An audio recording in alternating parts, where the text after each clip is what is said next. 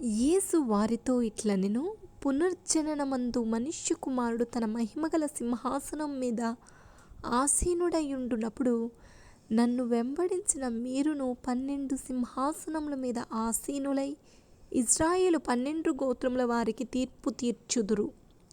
నా నామము నిమిత్తము అన్నదమ్ములనైనను, అక్క చెల్లెండ్రనైనను, తండ్రినైనను, తల్లినైనను, పిల్లలనైనను, భూములనైనను, ఇండ్లనైనను విడిచిపెట్టిన ప్రతి వాడును 100 రెట్లు పొందును.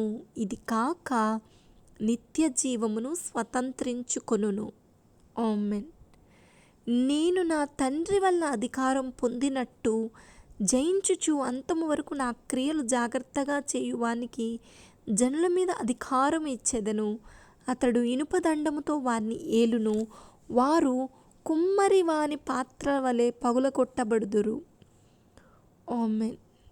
నీవు నా ఓర్పు విషయమైన వాక్యమును గైకొంటివి గనుక భూనివాసులను శోధించుటకు లోకమంతటి మీదికి రాబోవు శోధన కాలములో నేనును నిన్ను కాపాడెదను. ఆమేన్.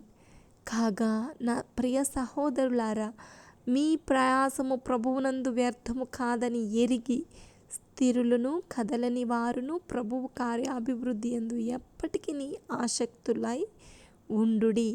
ఆమేన్. హల్లెలూయా.